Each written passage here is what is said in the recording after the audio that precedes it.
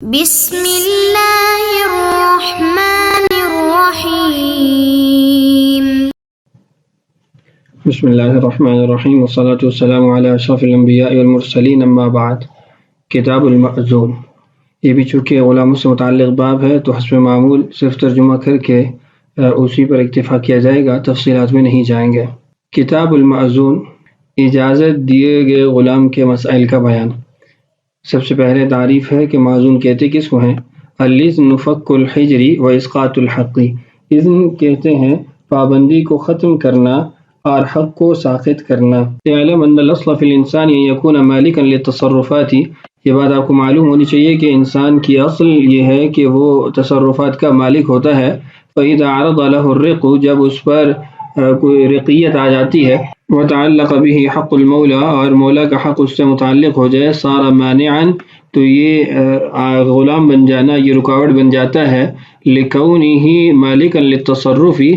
اپنے تصرفات کے مالک بننے کے لیے۔ فاذا اسقط المولا حقہ، جب مولا نے اپنے حق کو ساقط کر دیا، وازال المانع عن التصرف، اور رقیت جو ایک مانع اور رکاوٹ تھی اس کو ختم کر دیا تو تصرفات کی رکاوٹ گویا ختم ہو گئی۔ وازال حجرہ، اور اس کی پابندی کو زائل کر دیا، ای منعہ عن التصرف، کہ اس نے زائل کر دیا جو اس کی رکاوٹ تھی یا ممنوع تھا اس کے لیے تصرفات، فہو الاذن، تو اس کو اجازت کہا جائے گا، اذن کہا جائے گا۔ ھذا عندنا، یہ تمام تر تفصیلات ہمارے نزدیک ہیں۔ وعند الشافعی رحمہ اللہ و توکیل و انابۃ، امام شافعی رحمہ اللہ فرماتے ہیں کہ معذون وکیل ہوتا ہے اور نیابتاً کام کرتا ہے اپنے آقا کی طرف سے، یعنی جو وکیل اور نائب کے حقوق اور احکام ہے وہ سارے کے سارے آقا اور مولا کے مابین ثابت ہو جائیں گے۔ ثم يتصرف العبد لنفسه باہلیتہ، پھر غلام تصرفات کرے گا اپنی ذات کے لیے اپنی اہلیت کے ساتھ۔ فإنه ليس بتوکیل، تو اس سے معلوم ہوا کہ یہ توکیل نہیں ہے۔ والوکیل هو الذي يتصرف لغیرہ، چونکہ وکیل وہ ہوتا ہے جو دوسرے کے لیے کام کرتا ہے، جبکہ یہاں پر ہم نے کہا کہ لنفسہ، غلام اپنی ذات کے لیے کام کرے گا۔ آگے ایک نحوی وضاحت ہے، فقولہ ثم يتصرف، یہ جو قول ہے ثم يتصرف عطف علی محذوف، یہ ماقبل ایک محذوف عبارت پر معطوف ہے، یعنی اس کا عطف ہوا ہے۔ فإن قولہ الاذن فک الحجر،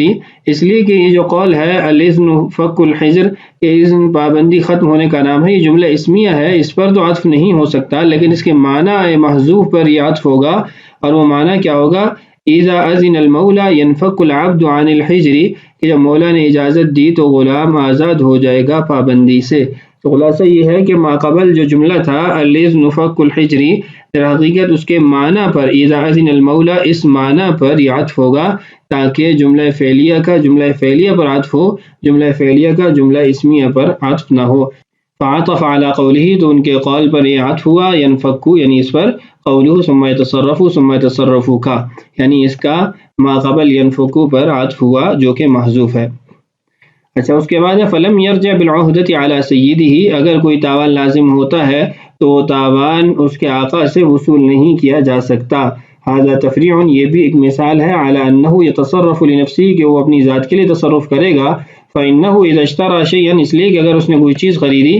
لا یطلب الثمن من المولا، آقا سے اس کا ثمن نہیں طلب کیا جا سکتا، لکونہ مشتریا لنفسہ، چونکہ وہ اپنی ذات کے لیے خریداری کرتا ہے، غلام اپنی ذات کے لیے خرید و فروخت کرتا ہے، بخلاف الوکیل، برخلاف وکیل کے۔ فإنہ یطلب الثمن من الموکل، اس میں تو موکل سے بھی ثمن کا مطالبہ کیا جاتا ہے، لأنہ اشترى للموکل، اس نے موکل کے لیے خریداری کی ہوتی ہے۔ یہ دوسری مثال تھی جس سے یہ ثابت کرنا مقصود تھا معذون غلام وکیل اور نائب نہیں ہوتا، بلکہ اس کو اجازت دی جاتی ہے، وہ اپنی ذات کے لیے تصرفات کرتا ہے۔ وَلَمْ يُتَوَقَّتْ، ایسے ہی وقت بھی طے نہیں کیا جا سکتا معذون غلام کے لیے۔ ھذا تفریع، یہ بھی ایک مثال ہے، علی انہ اسقاط الحق، کے معذون غلام کے لیے در حقیقت آقا نے اپنا حق ساقط کیا ہوتا ہے، لا توکیل، نہ کہ یہ وکالت کا معاملہ ہوتا ہے۔ فإن الاسقاط لا يتوقت، اس لیے کہ اسقاط کا معاملہ اس کے اندر وقت نہیں ہوتا، والتوکیل یتوقت، جبکہ وکالت کے اندر وقت طے کیا جا سکتا ہے کہ فلاں وقت تک آپ میرے وکیل ہیں۔ فعبد اذن یوما معذون حتى یحجر علیہ، غلام کو ایک دن کی بھی اگر اجازت دے دی جائے تو اس کو معذون کہا جائے گا، یہاں تک کہ اس پر پابندی لگا دی جائے۔ اچھا، ولم یتخصص بنوع، اور ایسے ہی کسی خاص کام کے لیے اس کو معزوم نہیں بنایا جا سکتا. فإن أذن في نوع، اگر کسی خاص کام کے لیے اس کو اجازت دی جاتی ہے، عم اذنه في الانواع، تو اس کو تمام انواع کی تجارت کی اجازت ہو جائے گی. هذا تفریع، یہ بھی مثال ہے، على انه فك الحجر وليس بتوکیل، کہ معزون بننا یہ در حقیقت پابندی ختم ہونا ہے، نہ کہ وکیل بنانا ہے. لأن فك الحجر هو الاطلاق عن القید، اس لیے کہ فک الحجر یعنی پابندی ختم کر دینا، یہ آزاد کرنا ہے قید سے. فلا يتخصص بتصرف، تو یہ کسی خاص تصرف کے ساتھ مخصوص نہیں ہوگا. وفيه خلاف الشافعی رحمہ اللہ، اس میں امام شافعی رحمہ اللہ کا اختلاف ہے. والمراد، اور مراد یہ ہے کہ انه اذا اذن في نوع من التجارت عم اذنه في الانواع، کہ جب اس کو کسی خاص قسم کی تجارت کی اجازت دی گئی تو یہ اجازت تمام انواع کو شامل ہوگی، کسی خاص نوع کے ساتھ نہیں ہوگی کہ اس کو کہا ہو کہ تم نے یہ کام کرنا اور یہ نہیں کرنا. وکذا اذا قیل، ایسی اگر اس کو کہا گیا اقعد صباغا، تم رنگساز بن کے کام کرو، فإنه أذن بشراء ما لا بد لهذا العمل منه فيعم، تو اس صورت کے اندر بھی اس کو وہ تمام کام کرنے کی اجازت ہوگی جو اس تجارت کے لیے ضروری ہیں، تو اس سے بھی عمومیت ثابت ہوتی ہے. وکذا اذا قیل، اور ایسی اگر اسے کہا گیا ادی الی الغلۃ کل شہر کذا، اتنی مقدار میں تم غلہ مجھے ہر مہینے دو، تو یہ بھی اجازت ہی شمار ہوگی، چونکہ یہ غلے کی ادائیگی کمائی سے ہی ہو سکتی ہے اور کمائی معزون غلام ہی کر سکتا ہے. بخلاف ما اذن بشراء شیء معین، برخلاف اس کے کہ اس کو اجازت دی گئی کہ کوئی خاص چیز خرید کر لاؤ، مثلا کہا گیا کہ تم 10 کلو گوشت خرید کر لاؤ، تو یہ اجازت شمار نہیں ہوگی. فإن هذا استخدام، یہ تو خدمت کا عمل ہے، اس سے خدمت لی جا رہی ہے، لا اذن، نہ کہ اجازت ہے. اچھا، ویثبت دلالتاً، غلام کا معذور ہونا یہ دلالتاً بھی ثابت ہوتا ہے، یعنی صراحتاً نہ بھی ہو، جس کی مثال یہ ہے کہ فعبد رآہ سیدہ یبیع ویشتری وسکت، ایک آقا نے اپنے غلام کو دیکھا کہ وہ خرید و فروخت کر رہا ہے اور آقا اس پہ خاموش ہو گیا، معزون، تو یہ معزون شمار ہوگا. هذا عندنا، یہ ہمارے نزدیک ہے، خلافا لزفر والشافعی رحمہم اللہ، امام زفر اور امام شافعی رحمہم اللہ اختلاف فرماتے ہیں. وانما يكون معزونا دفعا للغرور، ہمارے نزدیک اس لیے اس کو معزون شمار کیا جاتا ہے کہ لوگ اس سے دھوکہ نہ کھائیں کہ آقا خاموش ہے تو لوگ اس کو معزون سمجھ کے اس کے ساتھ معاملات کریں گے، بعد میں آقا کہے کہ میں نے تو معزون بنایا نہیں، تو لوگوں کو نقصان ہو جائے گا. اس لیے دلالتاً آقا کی اجازت شمار کرتے ہوئے آقا کی خاموشی کو آقا کی اجازت سمجھیں گے اور اجازت سے وہ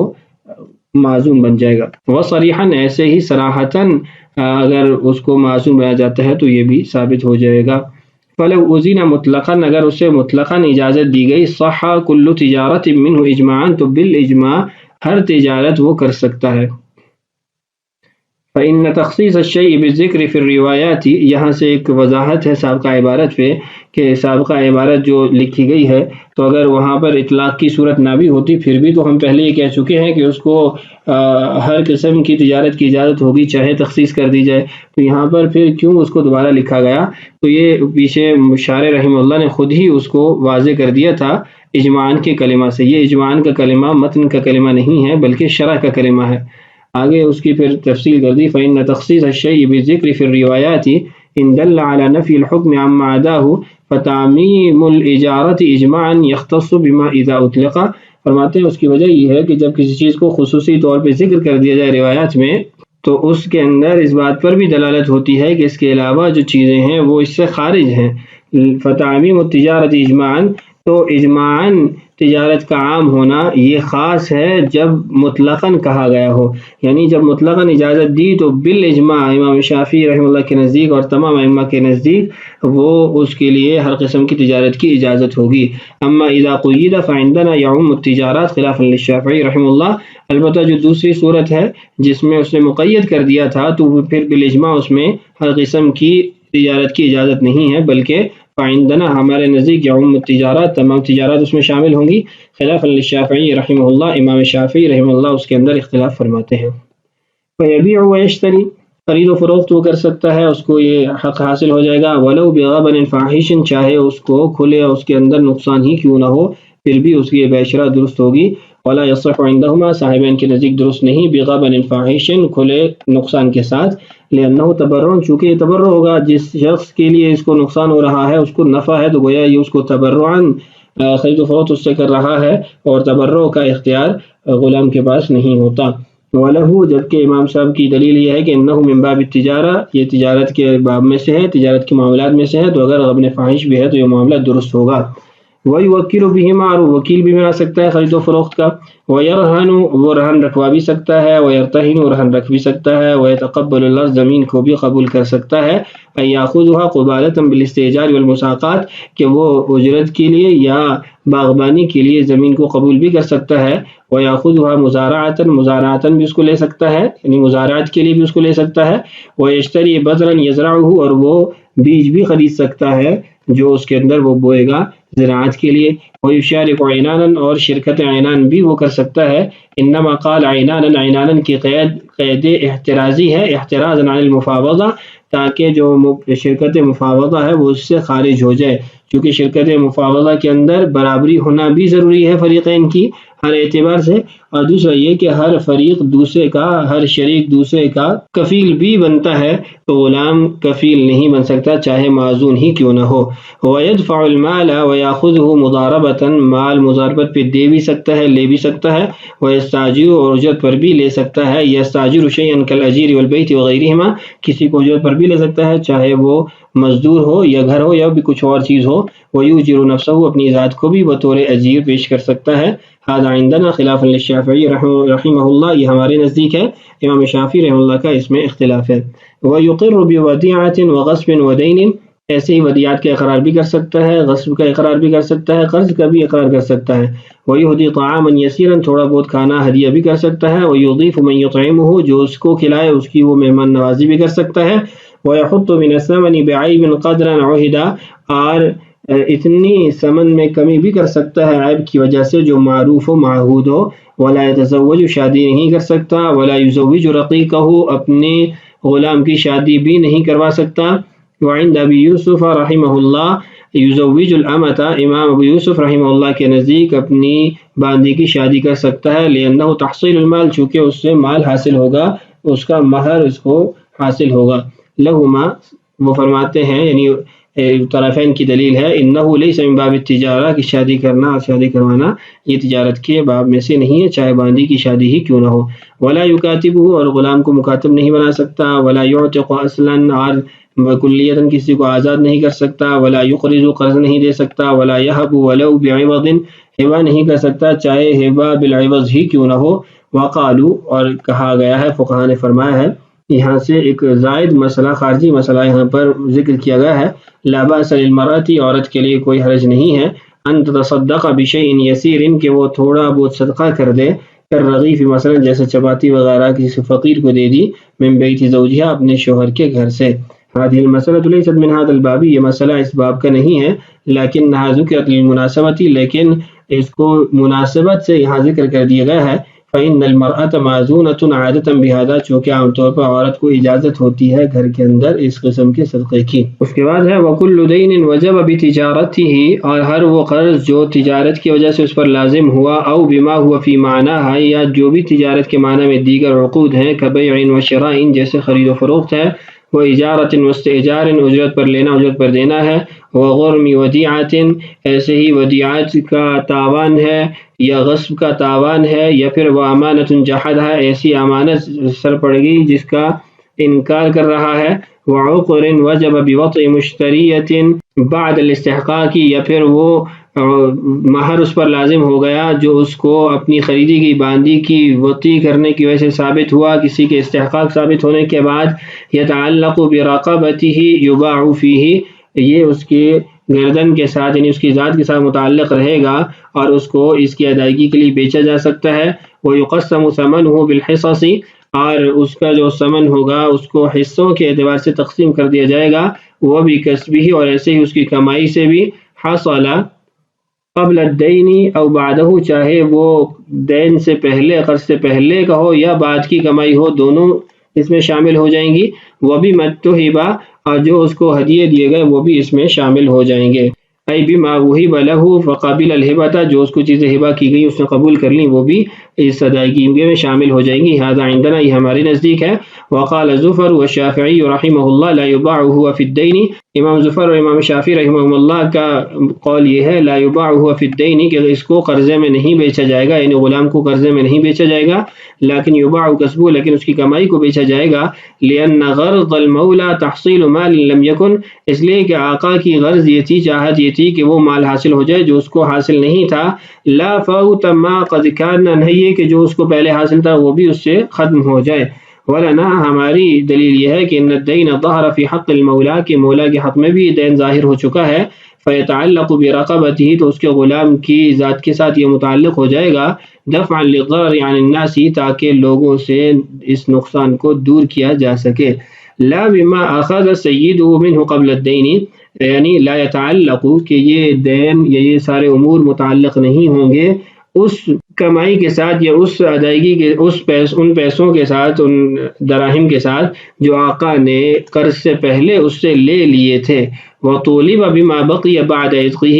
اور اس کی آزادی کے بعد اس سے مطالبہ کیا جا سکتا ہے جو قرض رہ گیا تھا، ای اذا قضى دینہ من ثمن رقبتہ اذا بیعت جب اس نے اپنی ذات کو بیچ کر قرض ادا کر دیا، ومن کسبہ اپنے کمائی سے بھی قرض ادا کر دیا، فإن بقي شيء من الدین پھر بھی اگر کوئی دین قرض میں سے کچھ باقی رہ جاتا ہے، طولب به اذا اعتق تو جب اس کو آزاد کر دیا جائے تو اس سے پھر مطالبہ بھی کیا جا سکتا ہے، اگر اس کو آزاد نہ کیا جائے تو پھر اس سے مطالبہ نہیں کیا جا سکتا۔